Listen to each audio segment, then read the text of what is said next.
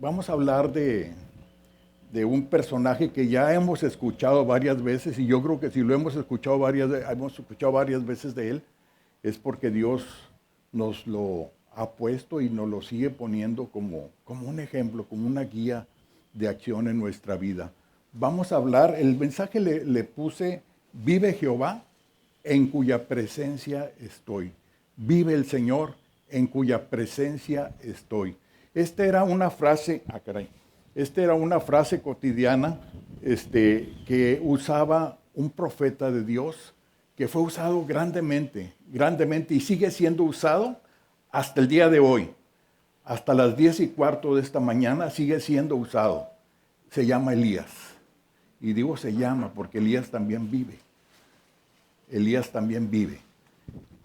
Elías fue una persona de los tiempos en cuando Israel estaba dividido por algún problema que hubo, una rebelión que hubo en el pueblo de Israel. Se dividió en dos reinos, el reino del norte y el reino del sur.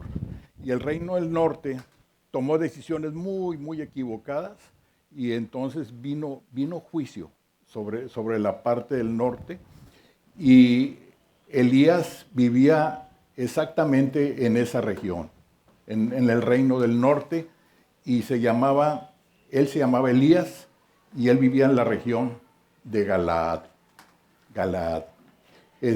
Vamos a leer el primer versículo, 1 Reyes 17:1, por favor, Roberto.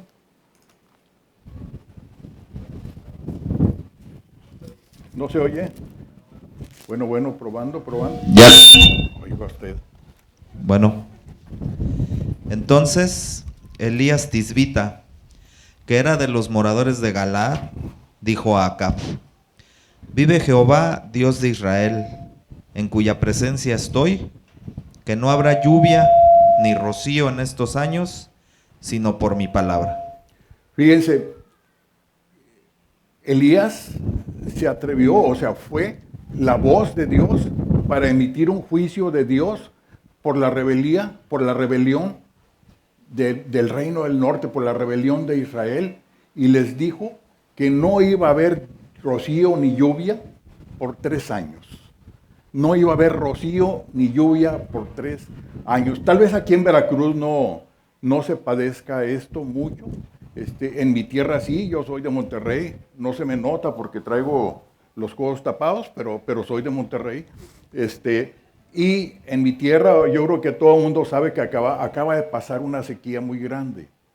Las 3 presas que hay, se secaron prácticamente. No había agua, casi se sacaba de popote, con popote desde los mantos acuíferos. Y no fue mucho tiempo que dejó de llover, y sin embargo, esa ciudad orgullosa, llena de orgullo, porque así somos los regios, orgullosos, con ganas, pero Dios nos simplificó con esa prueba, y Dios nos llevó a clamar. Yo creo que todo Monterrey clamó por agua. Y yo no sé cómo estarían los moradores de Galaad, pero seguramente que esa prueba también los llevó al punto de orar. Y entonces, ¿qué pasó? ¿Qué pasó con eso? 3 meses y medio sin agua, y aquella tierra que Dios les había prometido que era tierra que fluye leche y miel, pues ya no fluía ni leche ni miel. ¿Por qué? Porque para que fluya leche tiene que haber pastos que alimenten el ganado que da la leche. Y tiene que haber pastos que alimenten a los insectos, a las abejas que producen la miel. Entonces, no podía haber la bendición del alimento, si no había agua. 3 años sin agua. Pero fíjense cómo Dios usó a su profeta, usó a Elías, así como hoy quiere usar a Sandro, como hoy quiere usar a Emilio. Arturo lo usa con ganas, a Roberto, a Víctor, o sea, a Leti, a todos ustedes. Se me van todos los nombres, no los puedo decir a todos porque nomás tengo 2 horas para predicar, pero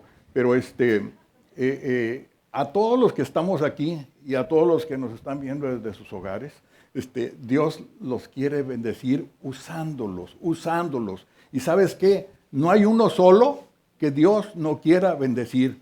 Fíjense, ahorita de camino aquí, pues para pararme aquí hay que orar y mi esposa también ha estado orando con ganas. Y hay que estudiar y meditar y cuánto y todo. Y ahorita de camino salimos de casa y a la cuadra y media ahí están haciendo un edificio. Y entonces apenas lo están empezando. Y estaba el velador ahí sentado en la camioneta solo, así con el aire y solo y cuánto y todo un viejito, así como ya grande. Así como de 70 años, yo creo. Entonces, vi para allá porque para allá me queda, pero no. Y entonces, oye, un aliento, una provisión de Dios. Me dice Lucy, oye, está leyendo la Biblia, nos pasamos. Y está leyendo la Biblia. Y me dale para atrás para ver. Y ya le dio para atrás. Y sí, fíjate, estaba con ganas leyendo la Biblia. Y nos paramos así, le dije, ¿es usted cristiano? Y dice, amén. Así dijo él, ¿no? Y dice, no hombre, con ganas, nosotros también. Vamos ahorita a escuchar la palabra de Dios. Dice, vámonos con ganas. Y sacamos la Biblia, le regalamos un folleto. ¿Y qué creen que nos dice? Dice, soldado que no va armado, se va a morir en la batalla, se va a morir en la guerra. ¿Qué quiere decir con eso? Que necesitamos salir con el arma. Este es el arma, aquí en la mano. Necesitamos salir con el arma también. Necesitamos salir con la palabra en el corazón y la palabra de Dios en la boca. O sea, los pies dispuestos y disponibles enteramente para caminar en el sentido de la voluntad de Dios. Ese es el punto. Elías era una persona como tú y como yo, que seguramente le gustaba la comodidad de su hogar, le gustaba así el sillón o la cama o la mecedora ahí bien padre, ahí con el control, el cafecito, chopeando ahí el panecito así bien padre. Y yo creo que él pasó el proceso que tú estás pasando y el proceso que yo estoy pasando. ¿Cuál es ese proceso que Dios nos dice? Levántate y ve. Levántate y ve y predica.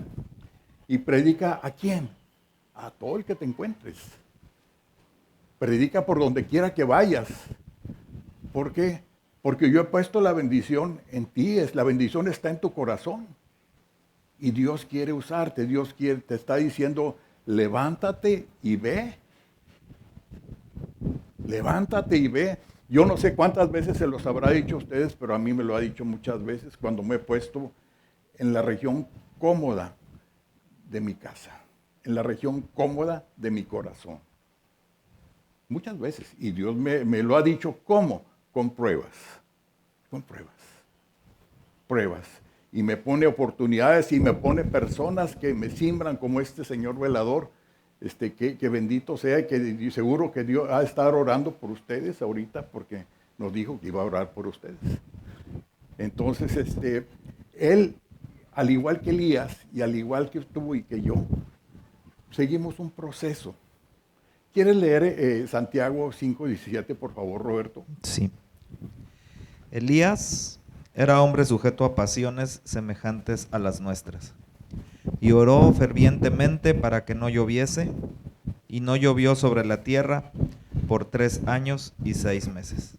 Con ganas. Fíjense, imagínate que tú eres Elías. Que por cierto Dios quiere que tú seas Elías. El Elías de este tiempo. Que tú seas esta parte, en el día de hoy, que seas parte de esta generación de todos los Elías que van a salir a predicar el Evangelio por todos los lugares. Dios quiere que tú seas ese Elías. Te está llamando. Y dice que Elías era un hombre sujeto a pasiones semejantes a las nuestras. sujeto a pasiones semejantes a las nuestras. No voy, estoy enojado porque no quiero, porque no me han salido las cosas. Estoy enojallo, dice mi nieto. Estoy enojallo, no quiero. Los grandotes y los niños hacemos berrinches y nos resistimos a hacer la voluntad de Dios. Pero ¿qué crees? Dios te quiere en el frente de la batalla. Ahí te quiere Dios y te quiere armado. Armado. Siempre con la Biblia en la mano. Siempre con la Biblia en el corazón. Siempre con la Biblia en la boca. Siempre, siempre que la palabra de Dios cobre vida en ti y a través de ti. Siempre, eso es lo que Dios está esperando. Fíjate, después de la salvación que Dios nos dio por recibir a Jesucristo, por recibirlo y creer en Él, y recibirlo como el Señor de nuestra vida, después de eso sigue el cielo. Pero ¿por qué nos mantenemos aquí? ¿Por qué nos mantiene Dios aquí? Porque Dios nos quiere usar para la predicación del Evangelio. Esa es la única razón por la que estamos aquí. No nos tiene aquí para hacer negocios, para hacer fortunas, para tener propiedades, para tener reconocimiento, para ir a trabajar, estar en un trabajo ahí siendo el empleado del mes. No, para ser la mejor cocinera, para ser el mejor en todo lo que tú te desempeñas profesionalmente. No. Dios nos tiene aquí para servirle, predicando el Evangelio a toda criatura. En donde quiera que vayas, ahí Dios te quiere usar, te quiere bendecir. Mucha gente o muchos creyentes se autodescartan. Pero ¿sabes una cosa? Dios nunca te descarta. Dios siempre está contando contigo. Siempre está contando contigo. ¿Para qué? Para predicar el Evangelio. ¿Quieres leerlo nuevamente, Roberto? Por favor, el 17.1. Primera Reyes 17.1. Sí.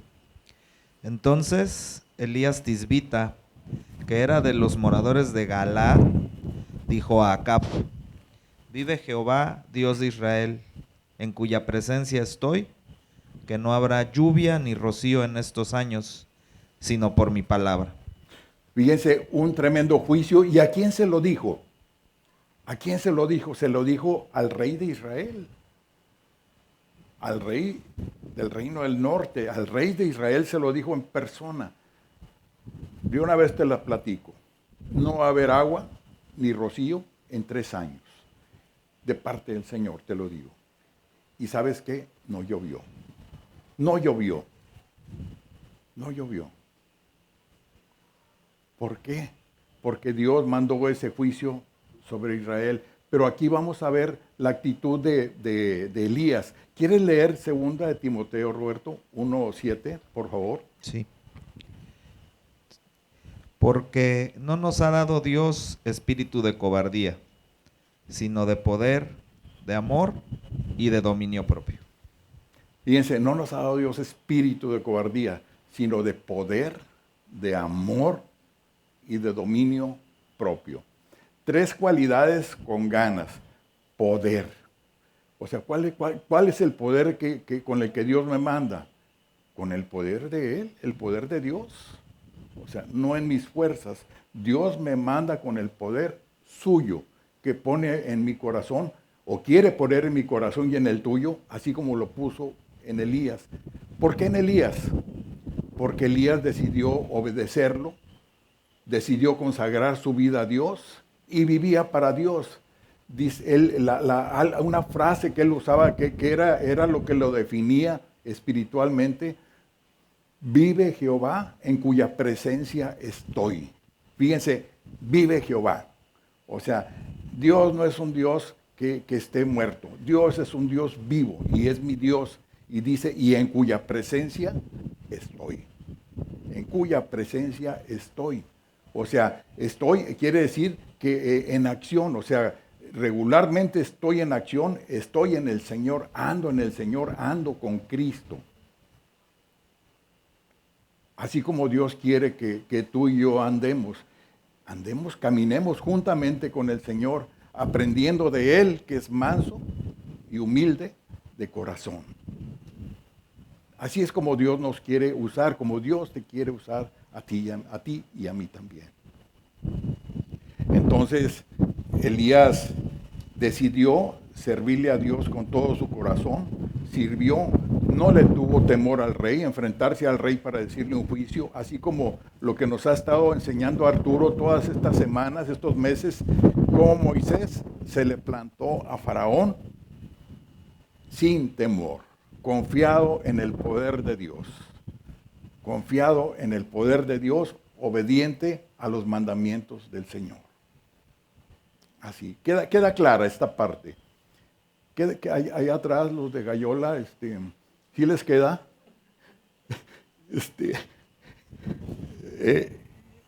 Es que es bien importante que todos nos vayamos con el mensaje en el corazón, pero que el mensaje quede claro. Y por eso es bien bonito ver las caras, para ver si voy bien o me regreso. Y volvemos a empezar con Primera Reyes 17:1. Bueno, es bien bonito ver cómo las caras se van transformando. Fíjense, cuando a los que nos ha tocado alguna vez dar clases para niños, los niños son muy sensibles, no saben fingir. Entonces tú le vas hablando a un niño el mensaje de Dios, le vas abriendo la palabra de Dios, se la vas mostrando. Y el rostro del niño se va transformando. Cuando le hables del pecado, le hablas del cielo, híjole, qué padre. Y le dice, pero ¿sabes qué? Hay una cosa que nos impidirá el cielo y esto es el pecado. Yo he pecado y tú has pecado. Y cuando tú le dices a los niños, si tú has pecado, ¿qué creen que pasa en el rostro de los niños? Se enmudece, se entristece. ¿Por qué? Porque tiene convicción de pecado. Y luego, ¿qué sigue?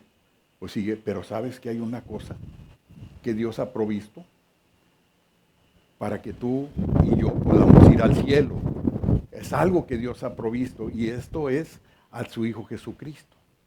El Señor Jesús derramó su sangre en la cruz del Calvario para pagar tus pecados y pagar los míos y los de todo el mundo, para que todos creamos en Él y lo recibamos en nuestro corazón como el Señor de nuestra vida, como nuestro Salvador. Y cuando le vas abriendo así, entonces el rostro del niño va cambiando, se va poniendo con gozo. Y sabes que la sangre de Cristo nos limpia el corazón y nos lava al punto de que el corazón se pone blanco como la nieve. Y este corazón blanco es el que Dios quiere y ese es el que va a ir al cielo, a la presencia de Dios. Y entonces tú le platicas todo esto a los niños y el rostro de los niños va cambiando del cielo al pecado, así. ¿Y quién quiere arreglar su vida con Dios? Yo. Luego los niños, sin ninguna simulación, así con toda la sinceridad que hay en el corazón de los niños, con toda la transparencia, dicen, yo quiero ir al cielo. Lo que escuchábamos hace rato, que Dios no quiso ir al cielo sin que nosotros estuviéramos sentados con Él. Así es. Pues qué padre, ¿no? Yo sí quiero, no sé tú. Pero antes de irme, yo quiero servirle, hablar mucho de Jesús aquí. Elías lo hizo, Moisés lo hizo. Entonces mandó el juicio, o sea, Elías le dijo el juicio de Dios y entonces dejó de llover. Dios guardó a Elías, le dijo, escóndete a un arroyo, al arroyo de Sison, escóndete y yo te voy a ir mandando alimento, porque Dios nunca deja solo a los que van obedeciéndole. Cuando tú te decides obedecer ¿cómo le hago aquí? Necesito hacer una seña de esos con ganas. No. Cuando tú te decides obedecer a Dios, cuando tú te decides ir obedeciendo a Dios, ¿sabes qué? Dios te respalda en tu decisión. Dios nunca te va a dejar solo. Si tú das el paso hacia adelante para obedecer a Dios, Dios va a respaldar tu decisión y Dios caminará juntamente contigo. Cuando dice, llevad mi yugo sobre vosotros y aprended de mí que soy manso y humilde de corazón, ¿qué crees? Si tú decidiste caminar juntamente con Cristo, Él irá juntamente contigo y no te dejará solo. Y te irá enseñando cómo es. Y aparte de que te irá enseñando cómo es, va a pasar algo maravilloso. ¿Qué crees? ¿Qué crees? Dios irá transformando tu corazón. De día en día, si tú decides dar el paso, paso a paso, Dios no nada más va a seguir haciendo la voluntad de Dios, sino que Dios irá transformando tu corazón continuamente, así como continua sea tu determinación de obedecerlo. Dios te irá transformando de día en día. Y a cada paso Dios te preparará para trabajos más grandes. Y ya caminé 10 pasos, pues bueno, va a ser un trabajo más grande todavía. Y ahora ya caminé 100. Y ya caminé 500 y 1000. Pues Dios te va a usar en trabajos más grandes. Pero no dejes de confesar a Jesucristo como el Señor de tu vida, como el Salvador de tu vida. No dejes de hacerlo nunca. Ahí donde tú estás, con los que tú ves todos los días, no dejes de hacerlo. Elías habló con el rey, le dijo el juicio. Pasaron 3 años sin agua, con sequía, con hambre, una hambre tremenda, pero tremenda, tremenda, con ganas. Israel se había mezclado con los dioses paganos. Israel había permitido en su corazón, en su vida, había permitido lo que Dios había dicho que no hicieran. El rey, por lo pronto, se casó con una mujer pagana. ¿Y quién mandaba en la casa? El rey se llamaba Acab. Él no mandaba. Era el rey, pero entraba a la casa así.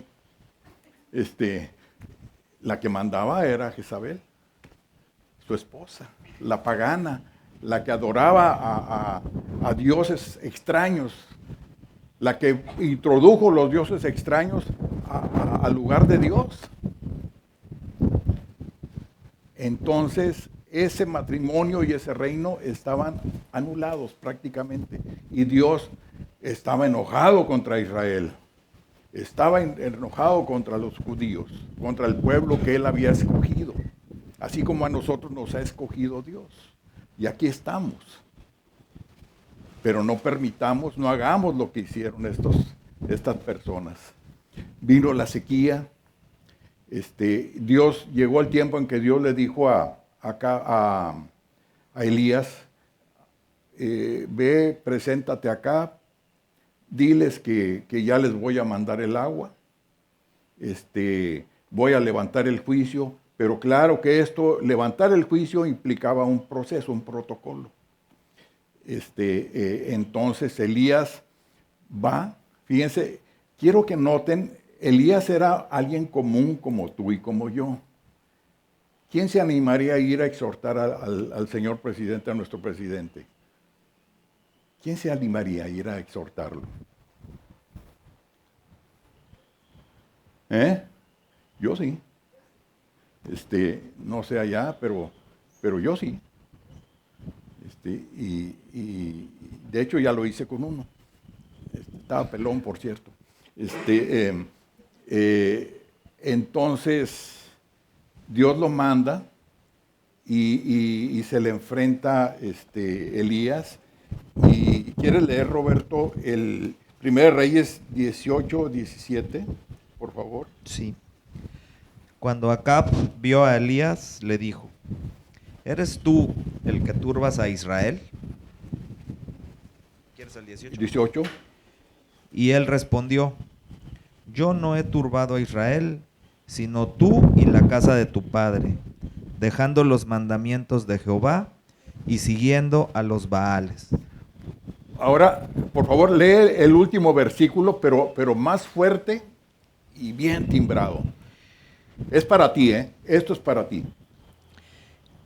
Y él respondió: yo no he turbado a Israel, sino tú y la casa de tu padre, dejando los mandamientos de Jehová y siguiendo a los Baales.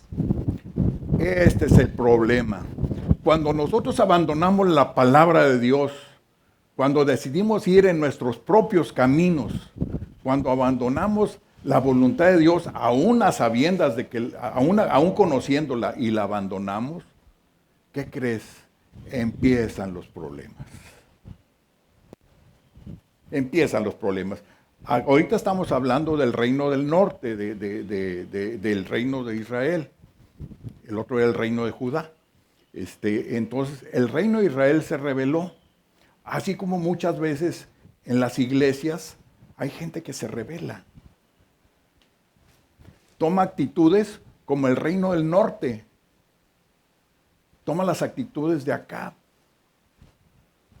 Y se rebela. ¿Y qué crees? Empieza un tratamiento de Dios. Dios no los abandona. Empieza un tratamiento de amor de parte de Dios en su corazón. ¿Para qué? Para que regresen. Para que regresen. ¿Por qué?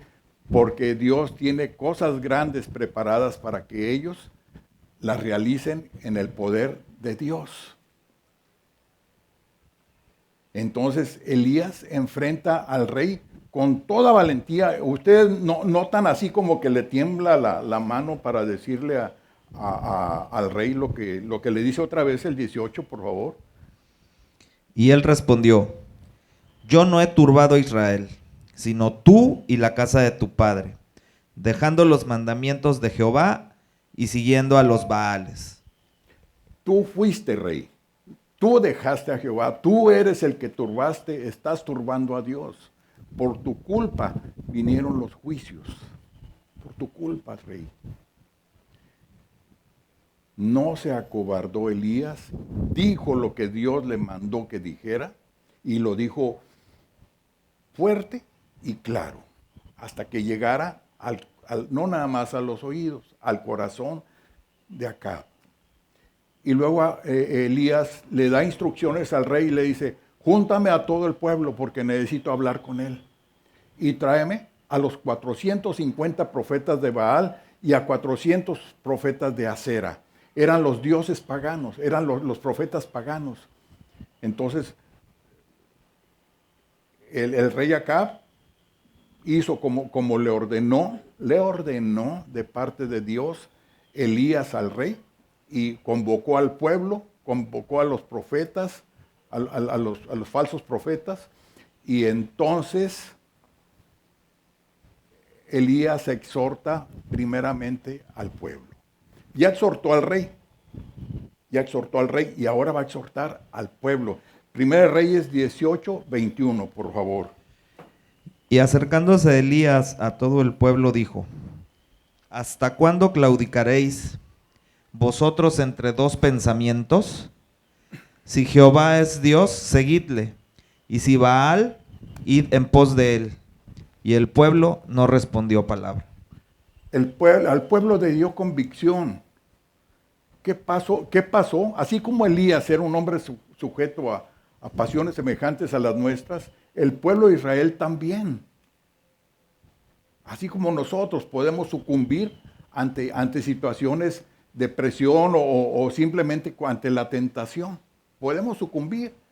O ante la comodidad también, o ante la riqueza, ante las posesiones, así como Satanás quiso tentar a Jesús. Ante eso podemos sucumbir. ¿Qué tengo que hacer para no sucumbir? Tengo que fundamentarme en la palabra de Dios. Tengo que estar bien fundamentado, bien cimentado en la palabra de Dios. Como árbol plantado junto a corrientes de agua, que da su fruto en su tiempo y su hoja no cae. ¿Y qué crees? Y todo lo que hace, prosperará. Así es como Dios quiere que estemos, como árbol plantado junto a corrientes de agua. Junto a corrientes de agua. El pueblo de Israel, no. se caracterizó y se ha caracterizado por haber abandonado al Señor. Muchas veces, muchas veces. Pues Elías lo enfrentó, le dijo, ¿hasta cuándo claudicaréis entre dos pensamientos? Si Jehová es Dios, seguidle. Si Baal, id en pos de él, pero defínete. O sea, no digas que es Dios y los ídolos. No, tienes que ser definido. Jehová es mi Dios. Jesús es mi Señor. Así de fácil. O sea, un solo Dios. Un solo Dios. Dios no quiere compartir el trono de tu corazón con nadie. Ni siquiera contigo mismo, fíjate. Con nadie quiere compartir el trono de tu corazón.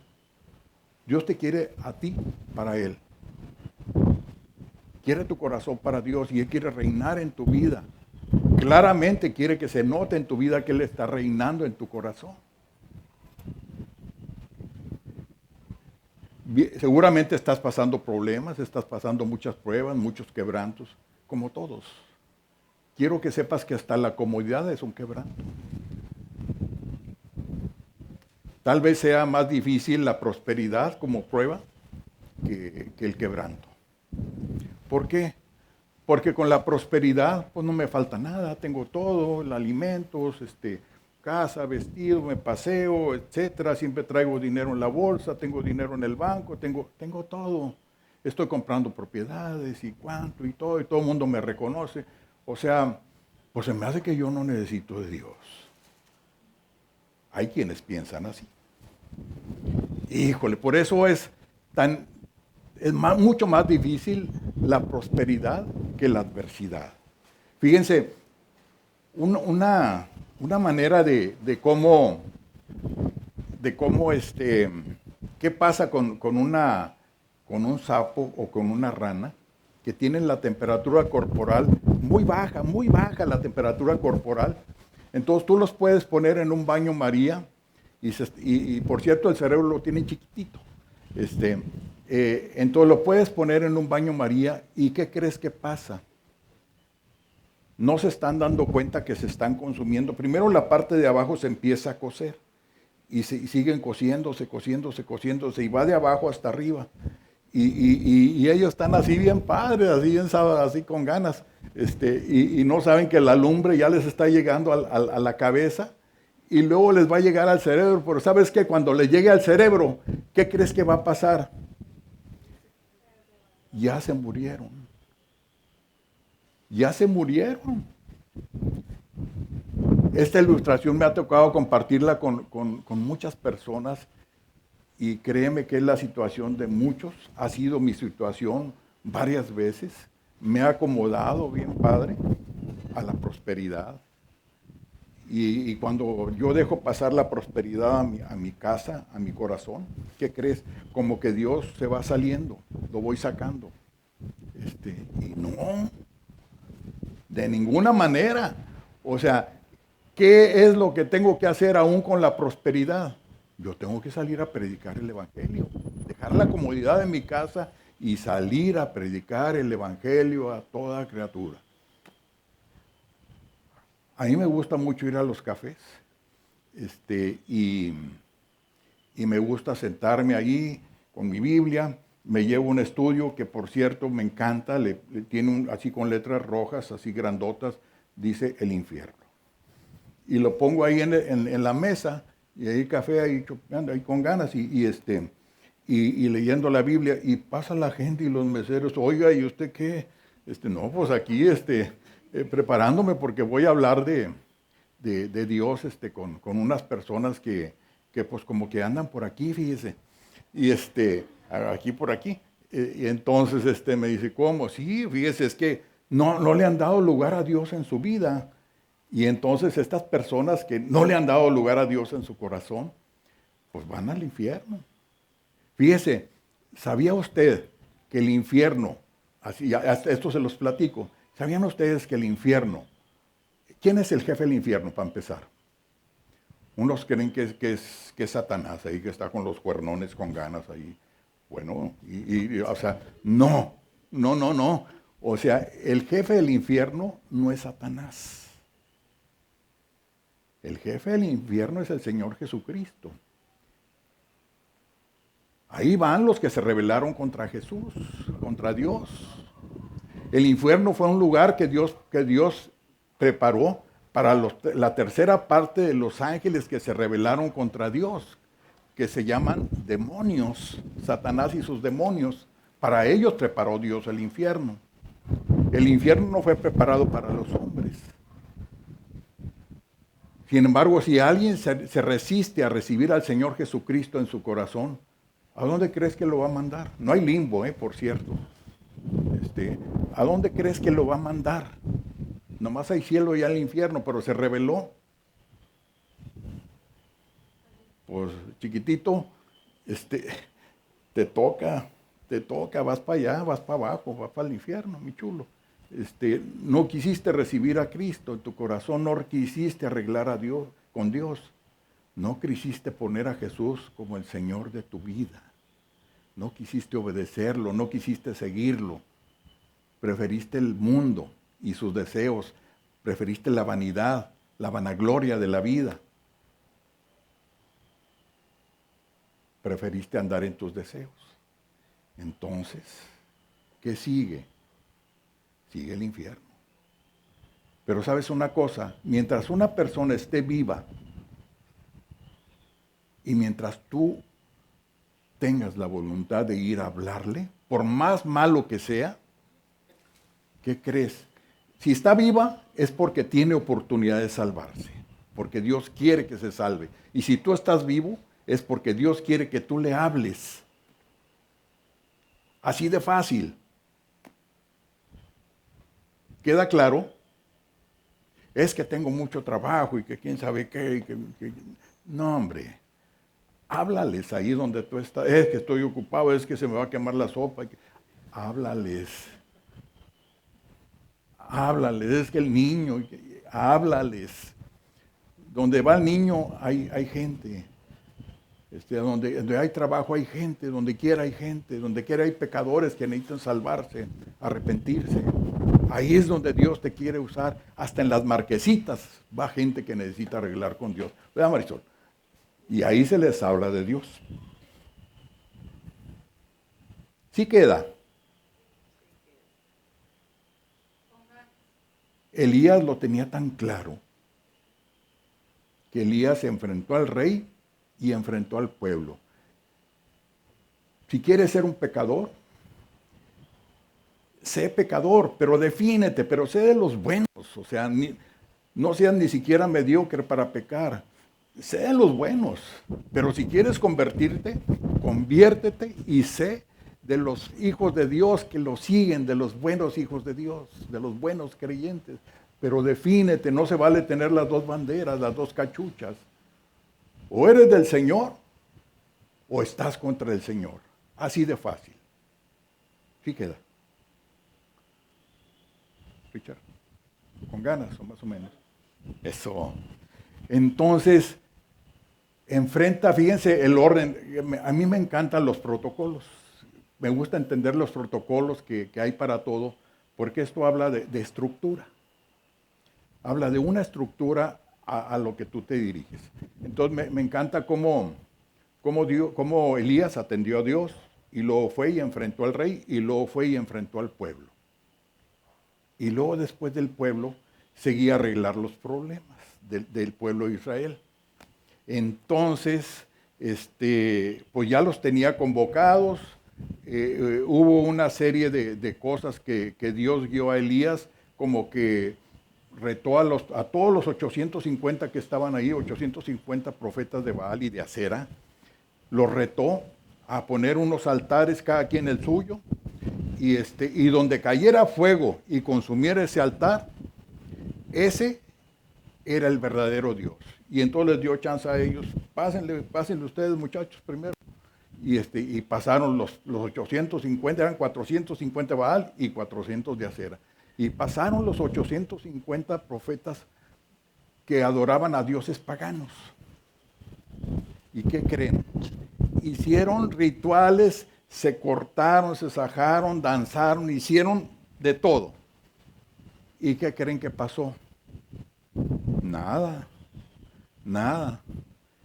¿Y qué creen que Elías iba solo? Él no llevaba una comparsa, no llevaba una compañía, no llevaba un ejército. El ángel, el ejército que acampaba alrededor de Elías era tan grande como el ejército que va contigo cuando tú decides obedecer al Señor. Hay un ejército muy grande cuando tú decides obedecer a Dios. Hay un ejército muy grande que está alrededor tuyo. Y Dios te protege con ese ejército de Dios. Son los ángeles del Señor. Te protege. ¿Cómo ves? Con ganas, ¿verdad? Entonces empezaron los profetas de Baal a danzar y que quién sabe qué. Que, no digo las palabras, los cruces mágicos que usaron porque no me lo sé. Pero llegaron el tiempo y no pasó nada. Y luego después llegó Elías. Empezó Elías y ahí estuvo una parte con ganas.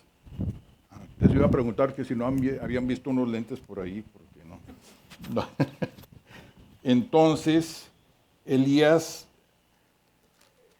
siguió el tiempo de Elías. Y entonces Elías dice una oración, el versículo 37. Por favor, Roberto, con ganas y bien fuerte, pero así que retumbe por todos lados. Respóndeme, Jehová, respóndeme, para que conozca este pueblo que tú, oh Jehová, eres el Dios, y que tú vuelves a ti el corazón de ellos. Fíjense, Elías oró. Elías oró y le dijo, respóndeme, Jehová. Imagínense la escena, ¿eh? Hagan de cuenta que yo soy. Ay, mamacita linda. Imagínense que yo soy y estoy en medio, aquí está el altar. Los 800 eran los 450 profetas de Baal, más los 400 de Acera, más todo el pueblo incrédulo, todos los paganos y el rey Acab, todos esperando ver que realmente fuera de Dios lo que estaba diciendo Elías. Y entonces Elías le dice, ¿lo repites nuevamente, Roberto, por favor? Respóndeme, Jehová, respóndeme, para que conozca este pueblo que tú, oh Jehová, eres el Dios y que tú vuelves a ti el corazón de ellos. Cuando tú estás enfrente de alguien hablando de Cristo, ¿qué crees? Yo no sé ustedes, pero yo cuando estoy enfrente, digo, Dios, habla tú. Que seas tú el que habla. Que no me vea a mí, que te vea a ti, Dios. Dame las maneras, dame las actitudes, dame las expresiones de rostro, Dios. Guárdame los tiempos, dame los versículos, Dios. Pero habla tú. O sea, que es lo mismo. O sea, respóndeme, Jehová. Respóndeme. Porque este pueblo pagano, el pueblo de Israel, necesita verte a ti. Necesita ver tu poder. Respóndeme, Señor. Respóndeme. La necesidad del pueblo de Israel era ver a Dios, volver a ver a Dios. Ya lo habían visto, pero necesitaban volver a verlo para volver a creer en Él. ¿Y qué crees? Para volver a consagrar sus vidas al Señor. ¿Queda claro? Allá atrás la raza de Gallola, ¿queda claro? Eli, con ganas. Bueno, entonces eso pasó, fíjense. Primero, Elías no se emocionó, ahí tenía toda la multitud y no se emocionó y se echó la versión de Elías. No, Elías clamó a Dios primeramente. Elías no se movió y clamó a Dios, o sea, el protocolo primero, siguiendo el protocolo primero, Dios. Y luego el 38, por favor. Entonces cayó fuego de Jehová y consumió el holocausto, la leña, las piedras y el polvo, y aún lamió el agua que estaba en la zanja. Fíjense, Dios mandó fuego del cielo sobre el altar y consumió todo lo que había ahí. Por cierto que Sobre el altar Elías mandó echar mucha agua, pero mucha más de la que se había convenido, de la que estaba ahí en el acuerdo. Elías echó mucha agua, pero mucha agua, de manera que se veía difícil que se consumiera eso. Pues cayó fuego del cielo cuando Elías le pidió a Dios que le respondiera. Dios le respondió con fuego. ¡Bum! Cayó el fuego, consumió el altar que hizo Elías, que edificó Elías. ¿Y qué crees? Por cierto, quiero anotar algo antes. El altar que todos vieron, el altar que Elías edificó para que lo viera todo el pueblo, fue el segundo altar. El segundo altar que Elías edificó. ¿Cuál fue el primer altar que edificó Elías, que había edificado Elías? ¿Cuál fue? El primer altar fue el que edificó en su corazón. El altar que edificó en su corazón para adorar a Dios, y lo adoró. Lo adoró y clamó a Dios. Esa es la razón por la que Dios lo bendijo, por la que Dios lo usó, y lo usó de una manera, no digo grande, espectacular.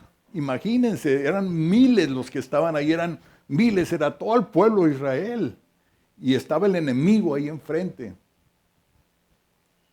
No era cosa pequeña el problema que tenía Elías enfrente. Era cosa grande. En su poder, en sus fuerzas, lo hubieran hecho barbacoa ahí en el altar.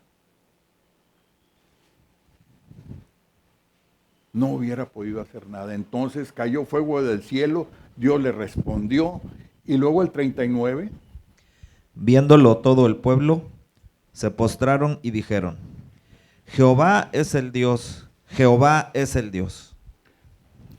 El pueblo reconoció que Jehová estaba con Elías, y el pueblo reconoció. ¿Y qué creen? El pueblo adoró a Dios. El pueblo volvió a creer en Dios, y el pueblo lo volvió a poner en su corazón, en el primer lugar de su vida. El pueblo adoró a Dios. Dios quiere que tú lo adores también, que tú lo pongas en el primer lugar de tu vida. Cuando tú lo pones en el primer lugar de tu vida, ¿qué crees?